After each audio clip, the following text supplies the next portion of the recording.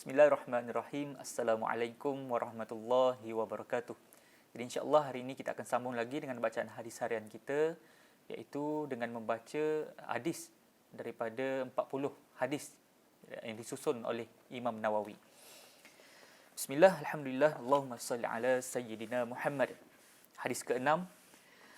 An Abi Abdullah An-Nu'man ibn Bashir radhiyallahu anhuma qala sami'tu Rasulullah sallallahu alaihi wasallam yaqulu innal halala bayyanu wa innal harama bayyanu wa bainahuma umurun mushtabihat la ya'lamuhunna katsirun minan nas faman ittaqa syubhat faqad istabra lidinihi wa irdihi wa man waqa'a fi syubhat waqa'a fil haram karra'i yar'a haula al-hima yushiku an yarta'a fihi ala wa inna likulli malik hima ala wa inna hima Allah maharimuhu ala wa inna fil jasad mudghah idza salahat salahal jasadu kulluhu wa idza fasadat fasadal jasadu kulluhu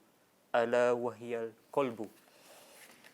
Maksudnya daripada Abu Abdullah An-Nu'man bin Bashir radhiyallahu anhuma, dia berkata, saya mendengar Rasulullah sallallahu alaihi wasallam bersabda, sesungguhnya yang halal itu jelas dan yang haram itu juga jelas, dan di antara keduanya ada perkara yang samar-samar, yakni syubhah.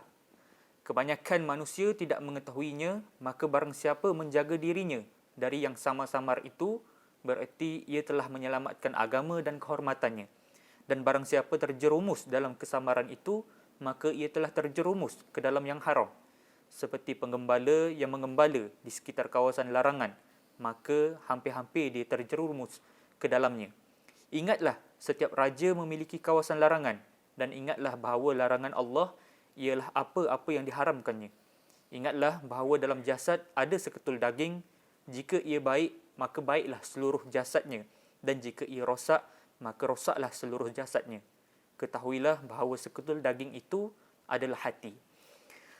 Jadi Nabi SAW ada menjelaskan dalam hadis ini, Nabi memberitahu tentang perkara yang halal dan juga perkara yang haram.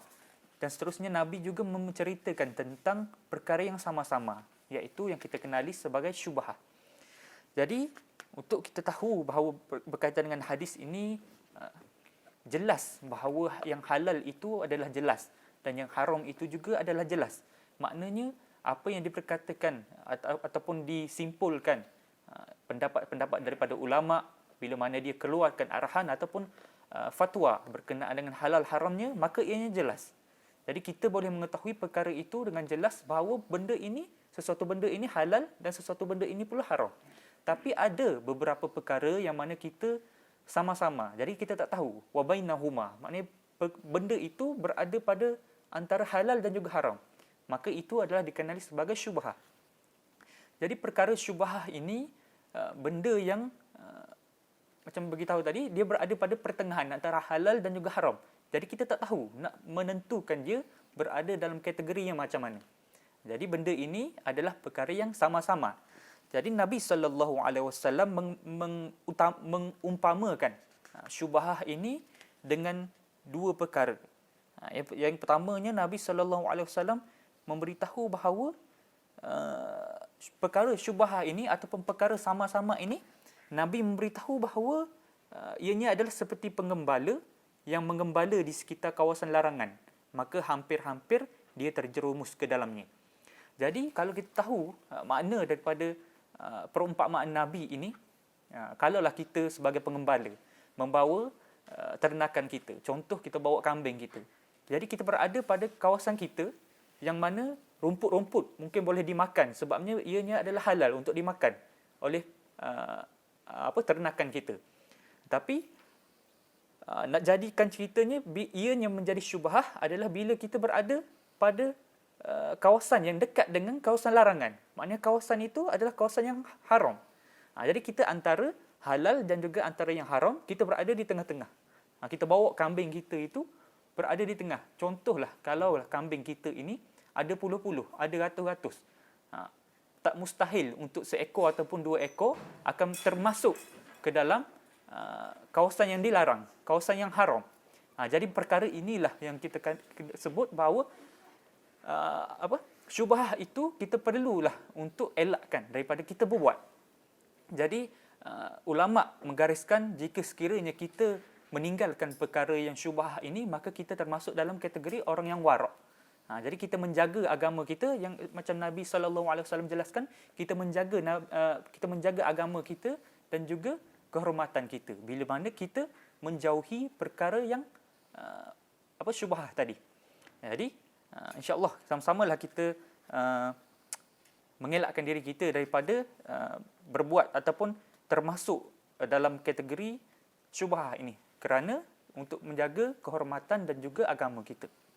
Jadi seterusnya Nabi SAW beritahu juga bahawa ingatlah setiap raja memiliki kawasan larangan, dan ingatlah bahawa larangan Allah ialah apa-apa yang diharamkannya. Jadi seperti mana kita, contohlah kita pada hari kiamat nanti, Allah akan bangkitkan kita di pada mahsyar. Ya, maknanya pada hari kebangkitan itu Malik Yaumiddin. Malik Yaumiddin yang kita tahu Allah Subhanahu Wa Taala adalah penguasa bagi hari pembalasan. Jadi pada ketika itulah ada ulama menyatakan bahawa nanti Allah akan menyeru orang-orang yang contoh raja-raja, penguasa-penguasa di bumi dulu. Allah akan menyeru ainal mulukil arab. Mana penguasa-penguasa, mana raja-raja yang berada di bumi dulu, yang berada di dunia dulu. Masa ketika itulah Allah Subhanahu Wa Taala memberitahu bahawa kamu kena tahu bahawa aku pada hari ini adalah raja bagi segala raja. Jadi pada hari ini kita kena tahu, kita berada dalam dunia ini, kita masih lagi cuba untuk berlaku taat kepada pemimpin, kepada raja-raja kita. Jadi kenapa tidak kita berlaku taat dan juga menurut perintah Allah Subhanahu Wa Taala untuk meninggalkan apa yang diharamkan, kerana Allah itu adalah raja bagi segala raja. Jadi insya-Allah apa yang disampaikan pada hari ini dapatlah kita simpulkan bahawa janganlah kita mendekati perkara-perkara yang sama-sama, perkara-perkara yang syubhah, kerana bimbang-bimbang akhirnya nanti kita termasuk dalam kategori berbuat dosa ataupun berbuat perkara haram. Jadi itu saja daripada saya. InsyaAllah apa yang disampaikan ini moga-moga kita boleh amalkan dan sampaikan juga kepada orang yang lain. Wallahu a'lam. Assalamualaikum warahmatullahi wabarakatuh.